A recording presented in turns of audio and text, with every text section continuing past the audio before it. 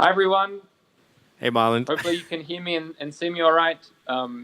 Just wanted to thank Michael West in particular right now for hopping in at the last minute and helping set up this remote presentation with me. And thanks also to Ben for slotting me in and allowing me to present remotely. My wife is actually very close to giving birth to our new firstborn any day now, so that's why I'm not there with you all, but I hope you're all having a great time.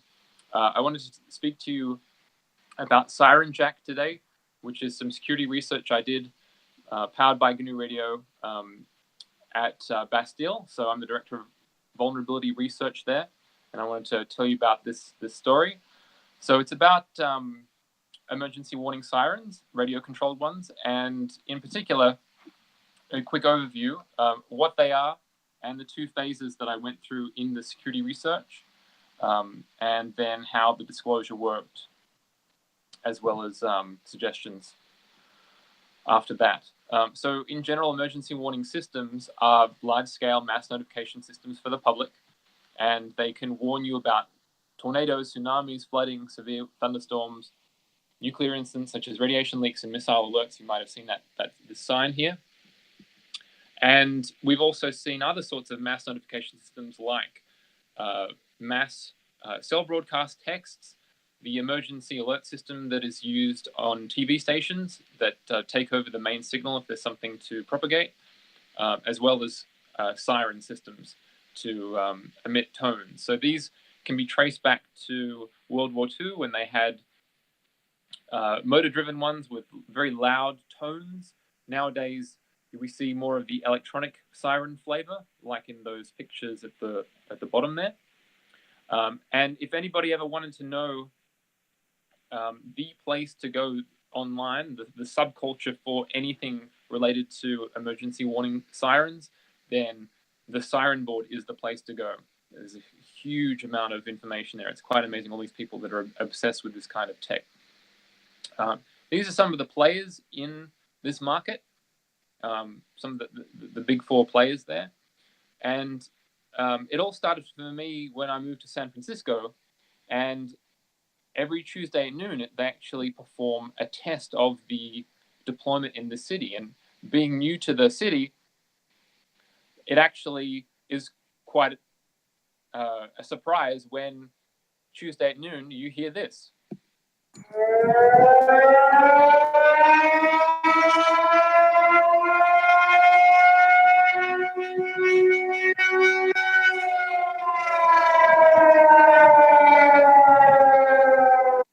So if you move to San Francisco and you've never heard that or don't know about the system, that's really quite a surprise. Hi, Matt. I can see you just sat down in front of the laptop. Hi. So the search began for me where originally I would, on my daily commute riding into work, I would pass by one of these sirens on a pole, and I noticed that there was an antenna on the pole and was wondering, oh, look, this appears to be some sort of siren system. And I was wondering how it actually worked, how the test was activated. So first I actually took a couple of photos, and I noticed that on the enclosure, on the bottom right corner of the front door, was a sticker with the company that produced the system. So I looked them up. This is what their website looks like now, and slightly older version from the archive. And I looked up the spec sheets for what I thought was this system, and I noticed some key points there about communication and signaling method. It says FSK, DTMF, two-tone sequential data signals. And then in the table on the right, it says encrypted FSK, and then it also has an optional feature for a digital and trunked radio upgrade. And so I thought, well, this is going to turn into a bit of a fox hunt, because I don't know anything at all about the system. I don't know what frequency it uses. I don't know really where to start to collect any sort of specific information. So in the end, it turned out to be more of a public intel collection, OSINT. And because this event only happens once a week, I had to scan the spectrum from top to bottom, and only had an opportunity to do that every Tuesday at noon. So the system, as far as I could tell, were these sirens on poles with solar panels and radios, and some sort of central controller that the city would use to actually set the sirens off. And online, actually, there are some informational videos that happily gave some clues as to the system. So it looked like the San Francisco Department of Emergency Management was overseeing the system. And in their video, they had these choice frames, showing the map of all the sirens in the city. They actually did a quick view into one of these boxes, and clearly there was some sort of a Motorola radio in there for the radio communications. And there was also some other clues later on, but it seemed to be this kind of React-style central controller to activate the sirens for this test mode in the city. So that radio, if you search through the available models in that video, at least seemed to be some sort of Motorola CM200 model. And these have 2 frequency bands in which they operate. So that was one clue. But the thing is, these might not be the ones that are actually deployed in San Francisco across the board. In fact, we might need to check the rest of the frequency, because I know that in San Francisco, if you look at the various information on radio reference, there are various public safety trunked radio networks, both analog and digital, deployed across the city. And you would think if this system is deployed citywide, then you would probably want to use existing infrastructure to propagate the signal over such a large coverage area. So you can go on to radio reference, find these frequencies, and these are the points that are registered for those call signs in terms of the public safety infrastructure, not the sirens. So I thought, well, that might give you some good coverage if you're using high-power transmitters. As an example, you can also go on the FCC's Universal License System and do some searches and find all the licenses that are registered to the city, maybe search specifically by the public safety pool and see what turns up there, see if anything correlates with any other information that you found. You can look at the station class, and if you look at that, Radio Reference has a nice page to describe all the station classes. That might give a clue.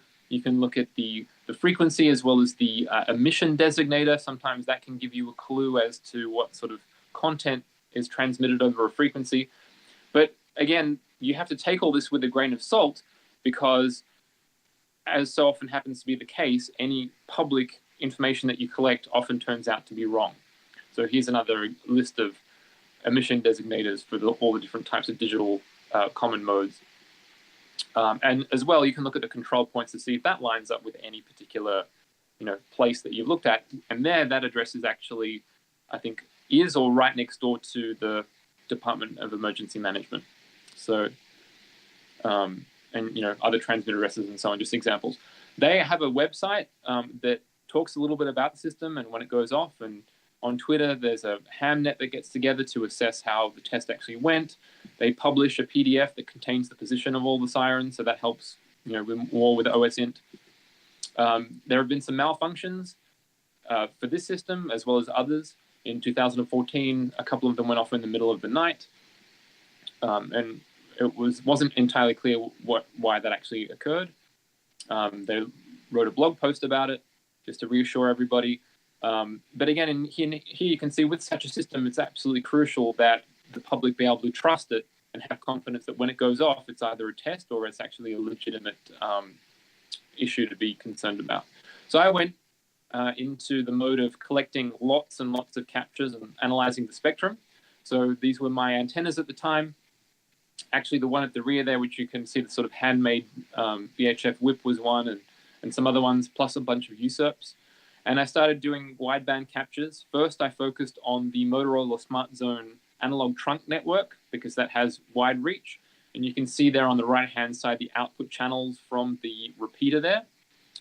And in addition, I looked at the P25 digital trunk network for all the traffic there that was primarily used by first responders as well.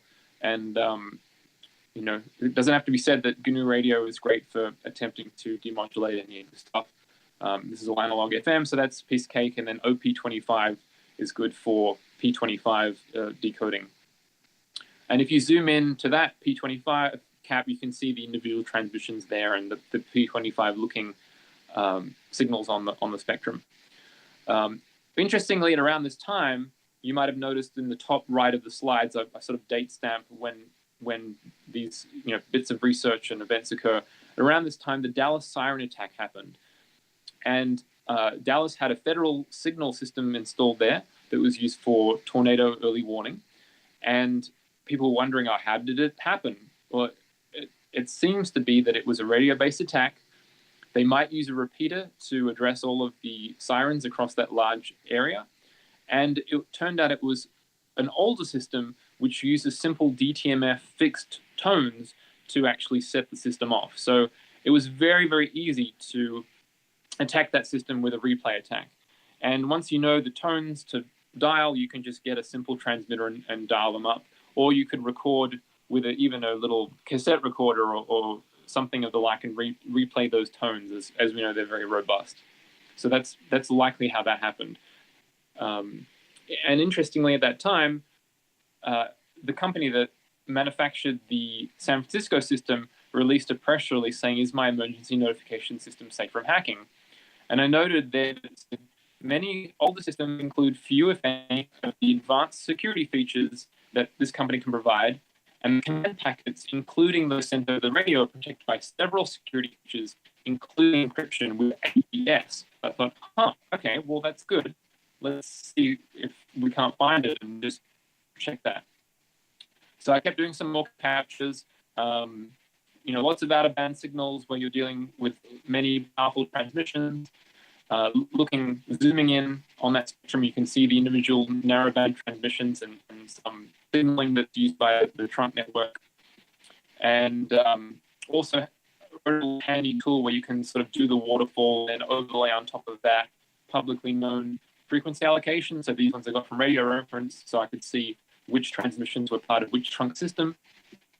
Every week I would sort of maintain up the log. I would channelize and extract each of these individual transmissions using GNU Radio as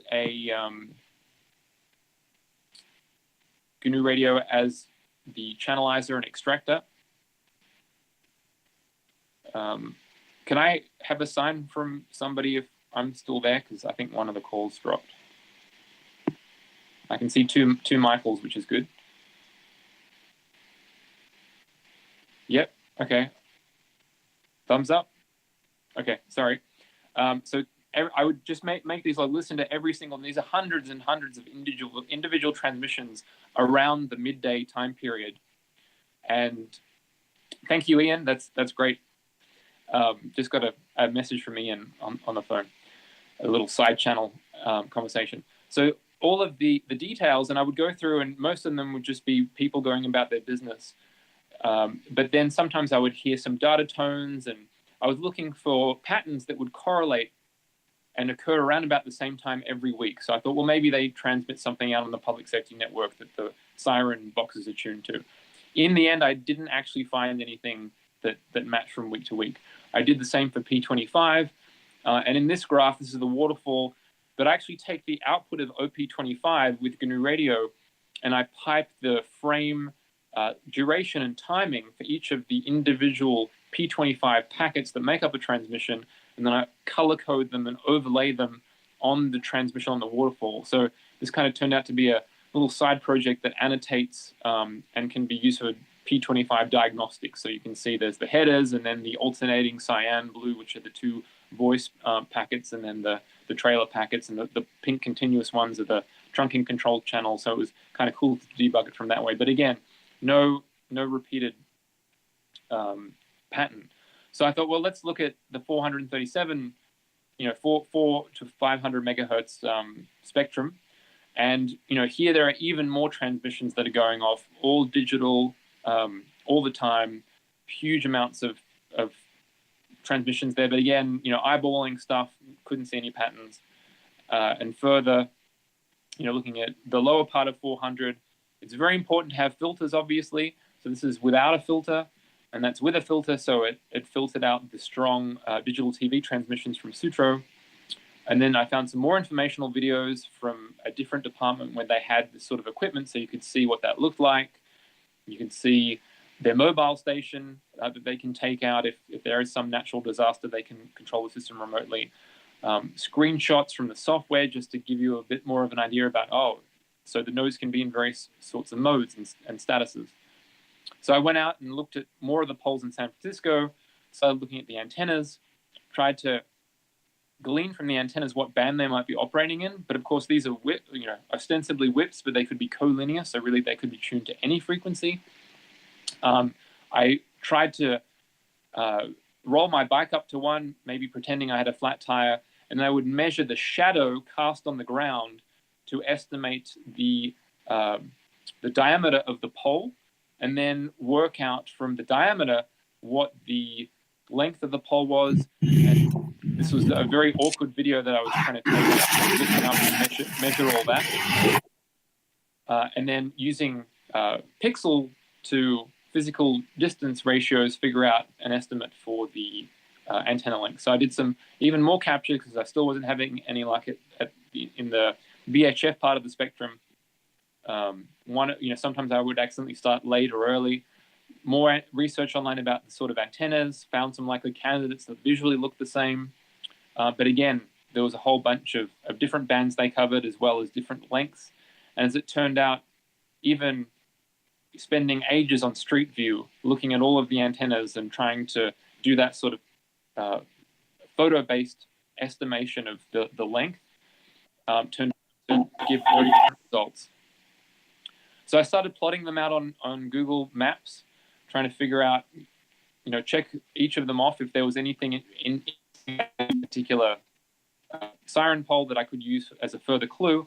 I found another informational video, this from the Department of Emergency Management, a map where the positions are. This dialogue apparently where they kick off the, I think it says noon Tuesday activation sequence there. And then suddenly at 2 a.m. when I was reviewing this video for the 30th time, I noticed a little hint. I don't know if any of you can see it already in this frame, but I'm going to highlight it. There you go. This pole has a Yagi antenna where all the other ones had an Omni. But where is this pole? This is just a nondescript pole. So after more searching on Google, looking at Street View, I finally found it, and it was down by Ocean Beach. So I pretended to be a tourist and headed down there with my camera and took some nice photos of the scenery and this ship leaving port. And then, just happened to also get a Yagi antenna. And got a zoomed in version. You can see it's got various features and characteristics of how the driven elements are spaced, and that slightly thicker one at the bottom in the middle there.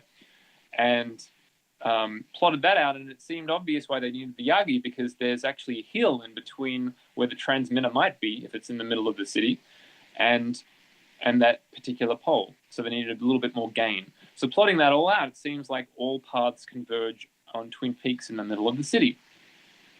And sure enough, if you do the 3D view from Google, you can see down there to the water. And there are the likely radio masts just under Sutro that might be used by the system. So I looked up the catalog. I looked through many, many catalogs for Yagi antennas and found these. And what do you know? It seemed to match. And so it brought it basically down to this VHF frequency range. And so as it turned out, I'd actually already captured the sequence. I went back through my logs and looked at them just over the past 2 weeks, and I found those there highlighted just before and after midday. And what was clear also was that a repeater system was in use. If you look, the right-hand side is the output, so all the transmissions are strong relative to my location. But if you look at the left-hand side where you see the inputs, you can see first there's a transmission from somewhere that's always the same in these pairings, and then the second one varies in strength, and that is seems to be the response from the siren. So the first one is from the control unit, and the second one is from the each individual siren as it talks back through the repeater system. And so then every Tuesday at noon, I would listen to the frequency, listen for the transmissions, and then actually come to know the data that way. So the next stage was actually analyzing the data. So every Tuesday at noon, I would record that channel, and then I would build up this GNU radio decoder because, of course, I'm starting from scratch and needed to perform blind signal analysis on the signal. So if you disable the blocks, obviously it looks a little bit cleaner, but it's a non-coherent 2FSK decoder with no clock recovery and some Python blocks to do the actual decoding and experimentation. So it turns out that it's AFSK. There's a sync, the payload, post-amble, and then you got CTCSS underneath it because it's an analog repeater system that is, in this case, dedicated for this emergency warning system. And then the tail. If you do the FM Demod, then you can very quickly see that it's using the standard Bell tones, 1200 and 2200. And so it's relatively straightforward to make a decoder. I'm not sure how well that came through, but that was sort of a live demo of what the FM Demod looked like. There's out a board line, obviously, from the colors. And then if you slice it, you can very clearly see the data there. Doing some cyclostationary analysis, you can figure out the Baud rate, straightforward.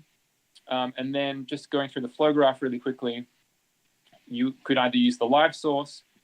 In this case, I used the delayed starter, so it doesn't actually start streaming straight away. It first tries to latch to the time, I think, from the... I actually can't remember why I used that now. It might have been for GPS or just... so I think it was setting the hardware time in the USRP so that when I...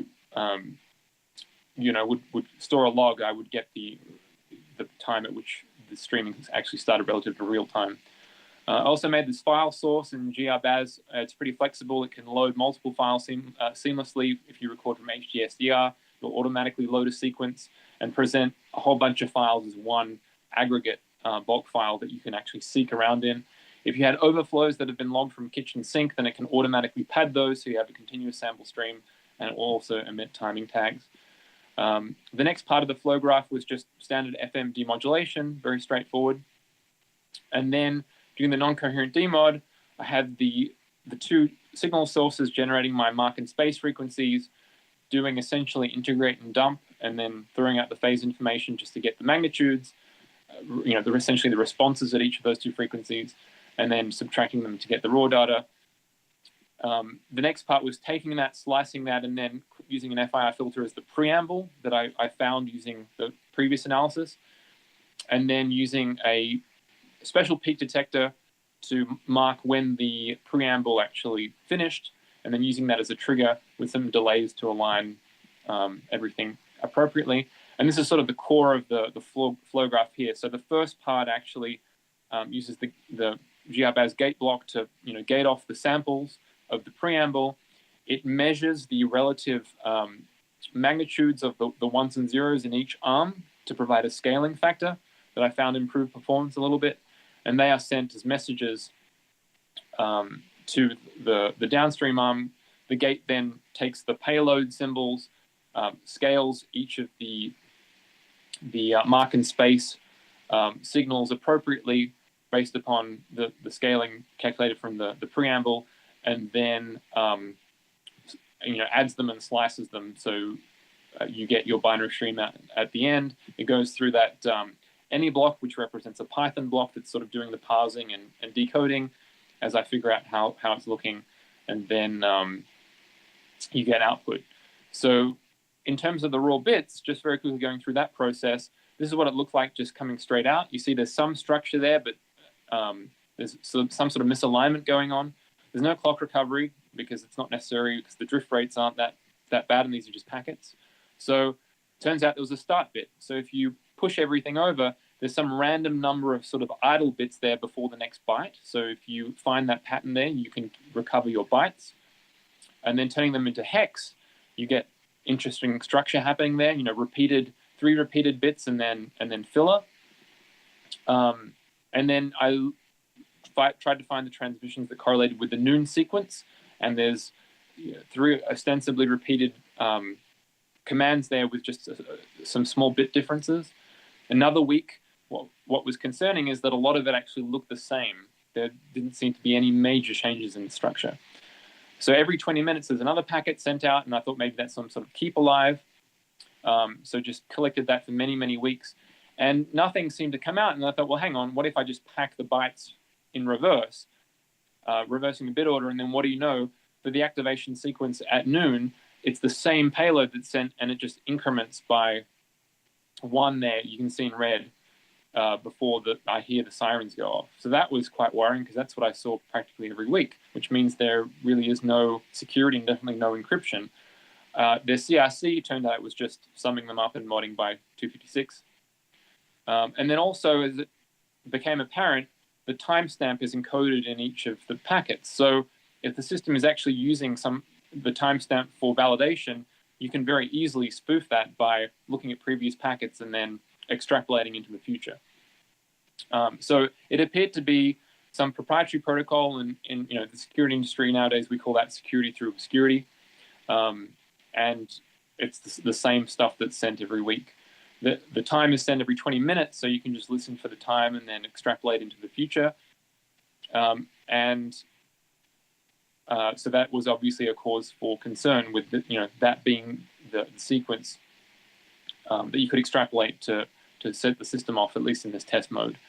The other interesting thing was after a test, the controller would poll each of the nodes to discover their status, and some of them didn't respond. So in a way, you could actually build up a view of the state of the system within the city. So here in red would be the activation messages, and then you would see in green the controller ask that node how it's doing, and then the node would respond in the blue line there. I don't know what those bits or bytes mean, but you can see that the node number incrementing, and that would give you a hint as to what communication is going on there, as well as the attempt number. So some of them required multiple attempts.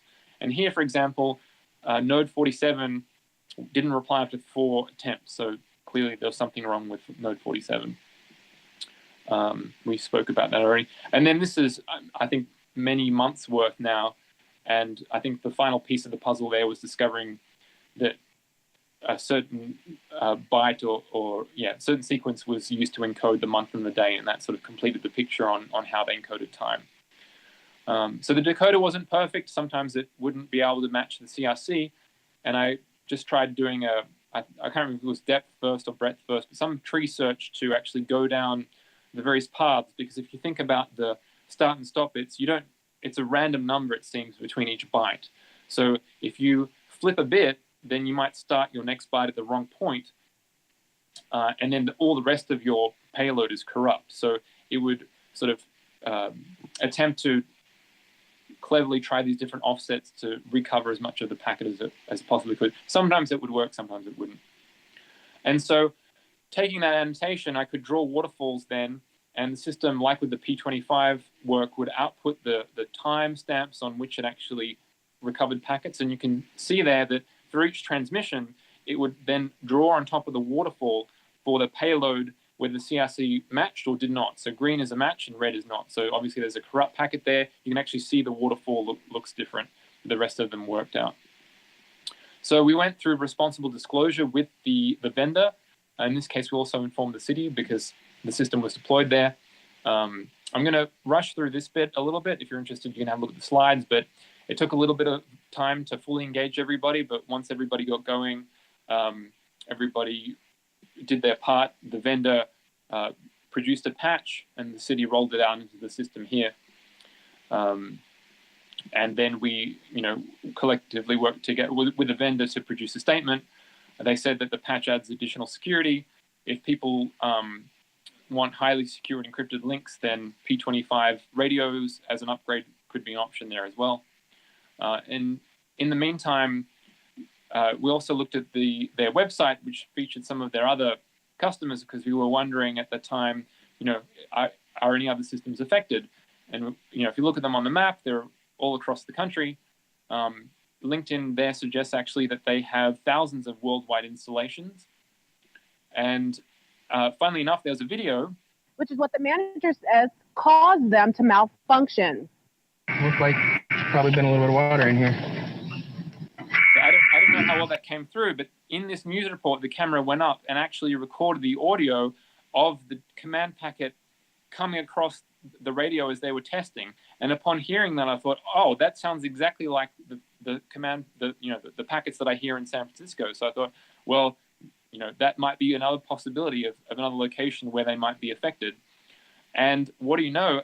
In a subsequent frame in that same video, it's written on the top in a sticker what the system parameters and frequency is. So I actually took the audio from that video clip from the news report and then did a bit of DSP on it with the same kind of 2FSK decoding, and discovered the same structure there. So you can see there are the 3 payloads in the idle filler. Because of audio compression, I couldn't recover the packet completely, but it was a good clue. This was a map that you could find where they have their deployments throughout the Sedgwick County area. It's a 404 now. And then looking online on the FSC ULS, I found all the information that as it was all registered there. So it's on this big honking antenna that I found from Google Maps. And I actually went out there and booked a hotel room high on a high floor in this hotel, looking at that radio mast, so I would be assured to get a good strong signal. And I went out there, and sure enough, they have the same Sirens on poles with the same sort of antenna. I hunkered down in the hotel room, got all the laptops out and USRPs out, and recorded the frequency with some redundancy. They have a different sounding tone. It's just a constant tone.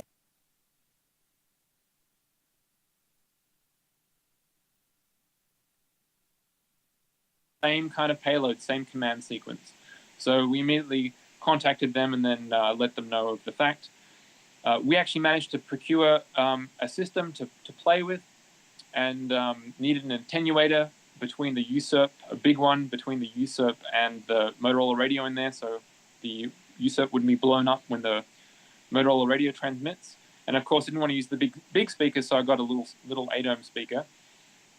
And then finally managed to create a transmitter in GNU radio and set it off.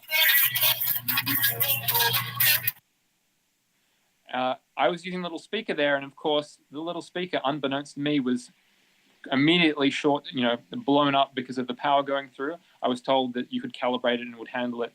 It didn't work. So that audio coming out was actually the vibration of the audio transformer underneath the board that was vibrating, I think due to thermal effects with the power running through it. So we did an outdoor proof of concept.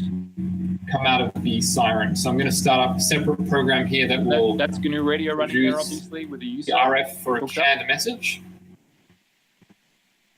And this is with big speakers outside. And what's a proof of concept without a bit of Rick Astley? And then for a little bit of extra fun,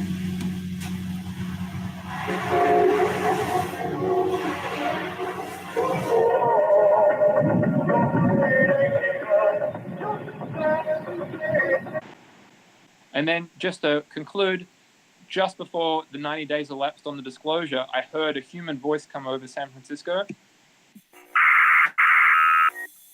as a normal transmission, and then Siren test 1, 2, 3, 4. How do you read me, JP? So they were going around and they were upgrading the individual poles, which was fantastic. And totally serendipitously, my friend flew out from Sydney and was walking around Union Square, and he just, unknowing of any of this research, took a photo because he thought I might like it. Turned out those guys there are actually testing and upgrading that Siren node in Union Square. So I started looking at the transmissions again. Suddenly they started turning red, so it looks like they had turned some sort of new format, hopefully some encrypted format on. It looked scrambled and wasn't matching my protocol anymore, or rather the protocol that I'd analyzed. And then on the day of the disclosure, which was a Tuesday when they were doing the test, everything turned red. And if you looked at the data, it all looked scrambled. So I'm not sure, how this protocol is different. I haven't really looked at it any closer, but it certainly didn't match the old one. So that was really encouraging. ICS Cert put out an advisory regarding this if you want to learn any further about that. And then finally, it was nice to see just recently that Sedgwick County, in an article there from a local paper, said that all 150 Sirens were being tested as part of an upgrade made for enhanced security.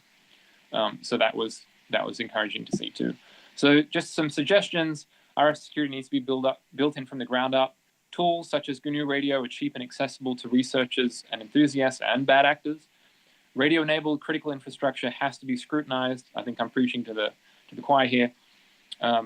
If you have to make some obvious avenue available to the public to receive vulnerability reports, so that you don't have to, like we did actually with Matt there, do a sit-in at various government departments.